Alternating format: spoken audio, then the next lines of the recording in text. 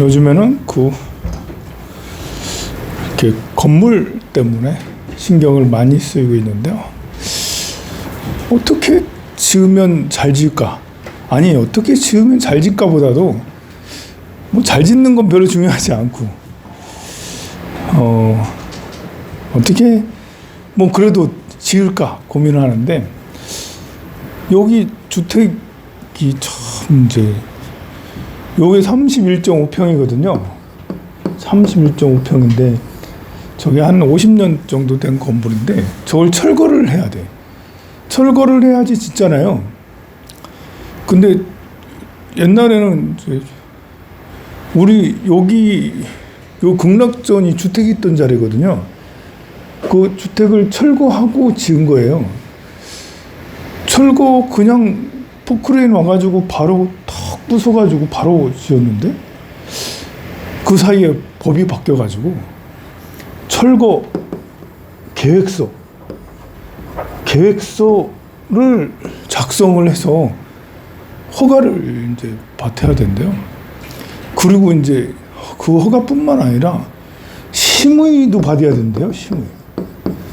모든 철거가 다 심의 받는 건 아닌데 규모가 뭐 150평 이상이거나 아니면 횡단보도 있는 그 근처 20m 이내 그런 건물을 철거하려면 심의를 받아야 돼요. 이 심의가 뭐냐면 이제 건축사들이 심의위원들이 한 뭐 5명에서 10명 모여가지고 한 달에 한 번씩 이걸 해도 되냐 안 되냐 심의를 한다는 거예요. 그럼 심의를 통과를 해야지 철거를 할 수가 있는 거예요. 심의를 한 번에 하세요라고 하기도 하지만 단서를 달아가지고 심의 계획서가 문제가 있거나 아니면 또 다른 어떤 문제가 있으면 단서를 달아서 다음에 고쳐오세요. 그럼 한 달에 한 번씩 열리잖아 이게. 일단 한 달 정도는 딜레이가 되죠. 그리고 심의 뭐 한번 빠꾸 당하면 2달 그 무엇보다도 이 심의 계획서를 철거 계획서를 작성하고 심의를 받고 뭐 성면조사 이런 것도 해야 된대. 성면조사 이런 것도 하고 무슨 구조조사 뭐 이런 것까지 다 해야 된대. 이런 것까지 다 하면 450만 원이 필요하대. 아직 철거를 안 하는데. 아직 철거도 안 했는데 이 문서 몇 조가리 이거 해가지고 심의하고 하는데 옛날에는 A4용지로 딱 해가지고 바로 이제 철거합니다 라고 중구청에 딱 넣으면 그냥 통과 탁 돼서 철거 딱 하던가를 그 전에 들어가는 비용이 450 예상 비용이 450 그리고 이제 포크레인 가지고 막 부수면 또 그게 한 1,500만 원 든대. 야, 철거만 하는데도 2,000만 원들은 너무 심하다 이게. 그래서 건축사들도 야, 이거 우리나라 이 건축법은 악법이 너무 많다. 없애야 되는 법이 너무 많은데 물론 이제 성면 조사라든지 뭐 이런 거 다 좋아요. 이렇게 이런 게 왜 생겼겠어요? 문제들이 많이 있었기 때문에 철거하면서 이렇게 그 횡단보도가 있으니까 횡단보도 사람들이 기다리다가 맞아가지고 이제 상처 다치는 경우가 있으니까 그 횡단보도 근처는 심의를 받으라는 건데 여러분들 다녀봐서 알지만 우리 절 앞에 횡단보도가 그 횡단보도예요? 그거 없었으면 거기다 주차해놓고 딱지 띄는 게 얼마나 횡단보도에다 주차해놓으면 딱지 띄거든요. 근데 여기가 뭐 횡단보도 있을 만한 자리가 아니라서 사람들이 그런 거 생각 안 하고 주차를 해놔. 그러다가 우리도 몇 번 딱지 띄고 사람들도 딱지 띄고 막. 야, 저거는 이제 참 그 횡단보도는 전혀 쓸모없는 자리인데 그것 때문에 우리가 이제 드는 비용들이 적지 않다.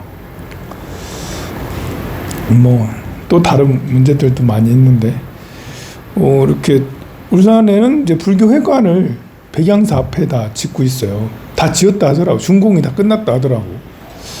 준공이 다 끝났으면 불교 회관이니까 불교 회관답게 울산에 불교 여러 단체가 있잖아요. 불교 신도회가 있고 또 불교 방송이 있고 사업연합회, 종담연합회 뭐 등등의 불교 또 울산불교 환경연대 이런 것들도 있잖아요. 그러면 여기에 불교 회관 딱 3층 건물로 크게 잘 지어놨으니까 여기에 탁탁탁탁 입주해서 딱 들어가면 참 좋은데, 입주하면 좋은데 그냥 입주하나요? 야, 이거 보증금하고 월세 또 아니 불교 회관인데 보증금하고 월세를 또 내야 되네? 아, 보증금하고 월세가 작지가 않네? 아, 그래서 신도회나 뭐 불교 방송이나 이런 데는 안 들어간대. 왜냐하면 지금 있는 데가 더 싸. 성안 불교 불교 신도회는 터미널 앞에 있거든요. 터미널 앞에 있다고 그것도 교통이 불편하다고 거기다 왜 사무실을 해놨냐 이렇게 말이 많은데, 터미널 앞에가 외진가요? 오진가요?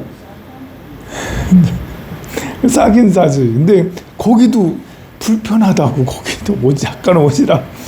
그런데 성안동은 거기에 비하면, 그러니까 불교 신도에도 안 가는 거예요. 보증금 월세가 적지가 않으니까. 불교 방송은 성모안과 있거든요. 현대해상 사거리에서 아주 바로 옆에 있는 성모안과. 거기는 울산 최고의 자리죠. 울산에서 제일 교통 좋고 뭐 어쨌든 최고의 자리야. 주차가 힘들어서 그렇지. 거기 세가 얼마나 비싸겠어요? 거기 5층 전체를 200평을 다 쓰는데 세가 엄청나겠죠? 그만큼 달래. 그래서 여기 입주하려면 그만큼 세를 달래. 여러분들은 여기 들어갈 거예요? 내가 불교 방송에 있다면 들어갈까요? 여기 성안동까지 기어 올라가야 되잖아. 근데 여기는 그냥 그것도 버스 타고 바로 차 타고도 금방이고. 근데 세를 왜 이렇게 많이 달라가지? 참 이건 애매하죠. 그러니까 불교 단체들이 들어가고 여성애고 뭐고 들어가기가 어렵겠죠. 다들 불교 단체들이 영세하잖아요. 근데 이 건물을 유지하는 관리비가 있어요. 관리비 적자 안 나려면 관리비를 또 여기 몇 명 고용할 거 아니에요. 사람 한 명 고용하면 최저임금보다 많이 줘야 되잖아. 그러니까 들어가는 비용이 4명 고용하면 뭐 그 월 2천만 원? 이 식으로 들어가잖아. 그러니까 뭐 전기세 뭐 이렇게 하죠. 근데 그렇습니다. 이게 배양사 밑에 있으니까 저는 생각이 좀 달라요. 여기에 입주하는 그런 이 단체에다 세를 부담할 게 아니고, 여기에는 다른 공간도 있잖아요. 불교 이렇게 강의할 수 있는 이런 공간도 있고, 또 여러 불교 단체가 들어오면 그냥 뭐 살고 있지는 않잖아요. 커피숍에 커피도 매출도 올라가고, 절도 배양사 바로 앞에 있으니까 절에라도 부처님도 한 번 더 보고, 들어오고 왔다 갔다 하는 사람들이 많아지면, 유동인구가 많아지면 자연히 거기서 생기는 부대 이렇게 수입들이 있다고요. 보이지 않는 수입이 있죠. 눈에 띄진 않는 수입이지. 그래서 최소한의 비용을 내고 들어와서 여기서 그 불교 활동을 하세요. 이렇게 해야 되는데 탁상 경영을 하려니까, 현실 경영을 하려니까 오히려 불교 회관 크게 지어놓고 오히려 이제 이렇게 이거 분열이잖아. 우리가 다 뜻을 모아서 여러분들이 불교 방송 키면 불교 회관 건립하니까 덕진 스님도 나와가지고 우리 불교 회관 건립, 산홍 스님도 나와가지고 우리 불교 회관 기부하세요. 울산 시민들한테 다 기부를 받아가지고 불자들한테, 나는 돈 별로 안 냈는데 기부 받아가지고 이렇게 지어놨으면 불교를 위해서 쓰여져야 되는데 뭐지? 이런 생각이 들어요. 그래, 이런 것들도 가만 보면 처음에는 이 불교 회관이 지금 말씀드린 대로 이렇게 그 순수한 마음으로 이 모임 저 모임 다 들어와서 여기서 활동해요. 나는 순수함으로 시작됐는데 이게 돈 앞에서는 또 이렇게 생각이 달라지고 이렇게 되는 거예요. 보면. 그래서 참 그 쉽지가 않구나. 이렇게 우리가 저런 주택을 철거하고 새로 짓겠다는 이런 것들도 그냥 순수한 마음으로 그냥 철거하고 새로 탁탁탁탁 지으면 그럼 탁 되겠지 이렇게 되지만 막상 또 들어가서 뭘 하려고 해보니까 이것도 이렇고 저것도 저렇고 막 그렇게 복잡한 것이 있는 것처럼 그런 것 같습니다. 우리 마음도 그래요. 마음도 내가 마음 공부하러 절에 오잖아요. 절에 오면 마음 공부를 이렇게 기도를 정말 이제 제대로 신나게 기도를 잘 할 수 있겠다라고 해서 절에 딱 와요. 그런데 막상 절에 와서 기도를 딱 하면 걸리는 게 너무 많아요. 스님이 연부를 못한다. 또 뭐 이렇게 또 옆에 불자들이 신도들이 간섭한다. 이래라 저래라 한다. 뭐 이렇게 여기는 또 자기들끼리 뭐 서로 모여가지고 무슨 분파가 형성됐는지 여기는 시끄럽고 여기는 저기더라. 나는 어디다 끼지도 못하고 뭐 등등의 기도하러 왔는데 밥이 맛이 없다. 뭐 나보고 자꾸 일 시킨다. 봉사 안 하는 사람은 눈치 보이더라. 뭐 이런 거 있잖아요. 그런 게 그 기도를만 열심히 하면 되는데 와서 막상 보니까 이제 보이고 들리는 것이 너무 많아가지고 본래 기도하러 왔으면 기도에 전념해야 될 것이지 다른 걸리는 것이 한 10가지, 20가지 정도 된 리스트들이 있잖아요. 여러분들이 중요하게 생각한 리스트. 스님, 법당, 뭐 환경, 또 밥, 또 이렇게 도반들끼리 뭐 이렇게 하는 누군가가 시끄럽게 하는 사람이 있거나 뭐 이렇게 스님들끼리 갈등이 있거나 또 뭐 소문이 무성하거나 뭐 등등의 이런 리스트도 있어. 거기에 하나라도 저축되면 여긴 아니야. 여기는 아니야. 그렇게 해서 다른 데로 또 가고 다른 데 또 가고 막 이러잖아요. 보면 처음에는 순수한 마음으로 기도하러 공부하러 왔는데 막상 그 여러 가지 수십 가지 리스트 중에 하나라도 걸리면 내가 마음이 상해서 여긴 아니야 라면서 그만둬 버리는 일이 너무 많이 발생을 하죠. 그래서 우리는 이것들을 어떻게 해야 될 것인가, 어떻게 해야지 되냐. 그래서 항상 중도를 잘 알아야 되겠죠. 여기서 이 중도라는 것은 가운데 길이라는 게 아니고 옳은 길이죠. 옳은 길. 옳다라는 것이 이렇게 확신하고도 관계가 있어요. 확신. 난 이렇게 하면 될 거다 라는 확신하고도 관계가 있죠.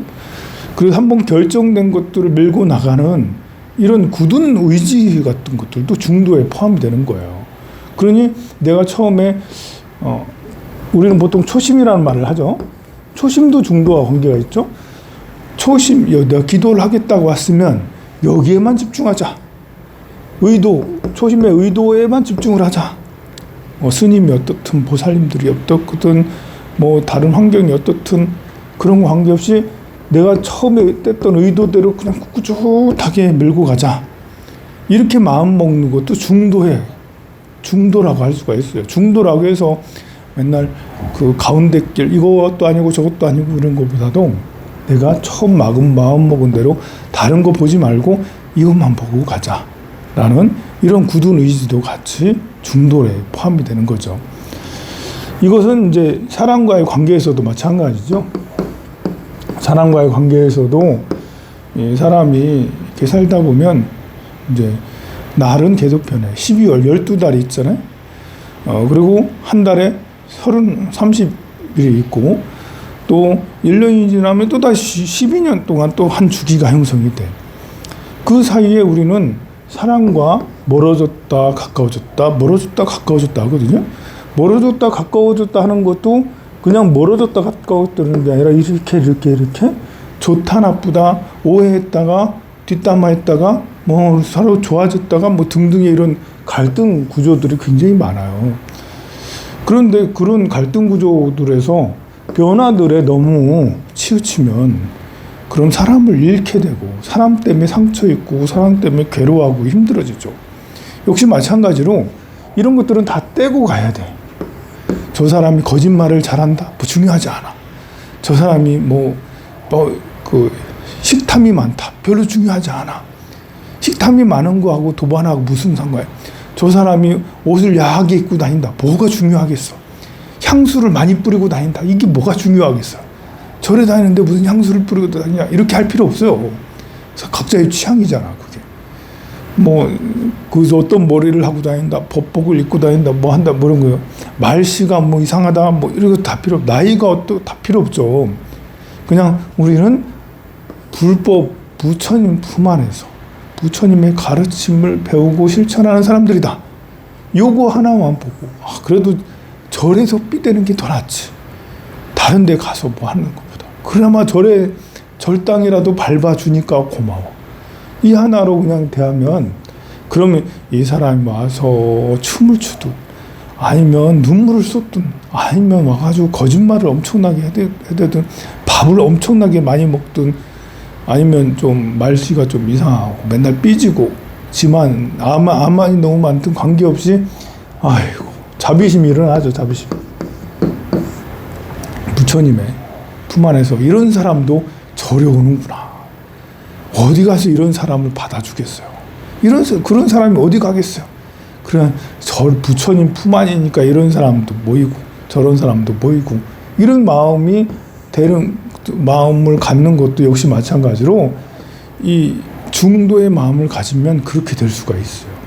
그러니까 중도라는 것이 참 쉽지가 않아요. 굉장히 이렇게 그 통찰의 힘이 필요하고 원력이 꼭 필요하다고 할 수가 있습니다. 처음에 생각했던 의도하고는 전혀 다르게 움직여질 수 있어요.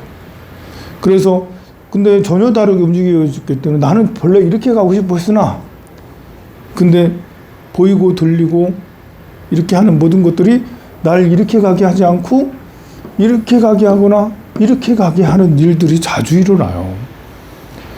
그럼 어떻게 해야 되겠어요? 내가 중도의 마음, 원력이죠? 원력을 세워서 굳은 마음을 가지고 이런 거 다 자르고 이렇게 계속 전진해 나갈 수 있는 그런 힘을 길러야 되는 거죠. 옆 사람들이 일로 끌고 가려고 해도 절로 끌고 가려고 해도 또 내 마음 속에 막 번뇌와 갈등이 많아도 그래도 내가 초발심 때 처음에 이렇게 하려고 했던 의도들을 생각을 하고 또 부처님이 전해준 의도, 부처님이 원하는 거, 우리에게 원하는 거 이런 것들을 생각을 하면서 때로는 상처가 있을 수 있죠. 때로는 싸움이 있을 수 있어요. 영 아닌 사람한테는 때로는 그러지 하지 마세요 라고 해야 되거든요. 또 그러다 보면 또 내가 또 타켓이 되기도 해요. 누군가의 타켓이 돼서 공격을 받을 수도 있어요. 또 내 마음이 뭐 어떤 때는 시기 질투 또 내지 뭐 암안심 오만심 막 이런 것들이 일어나서 삐뚤삐뚤 할 때도 있어요. 그때마다 다시 정신을 차리고 부처님의 힘으로 나아가야지 라고 그렇게 하죠. 이렇게 이런 강의를 하는 것들도 이런 중심을 잡고 가자라고 그런 마음으로 하는 것이니까요. 여러분들 신문장구 대단하니는 답장을 안 했는데 내가 일십했네. 물어봤으면 대답을 했어야 되는데 내가 자꾸 그렇게 어떤 거는 대답을 하는데 어떤 때는 대답을 못 해요. 일부러 그런 건 아니에요. 일부러 그런 거 아니에요. 예? 찾아봤다고? 내가 대답을 안 해주니까? 뭐라 하던가요? 맞아요. 신묘장구 대단하니는 관세음보살 마음을 찾아가는 거예요.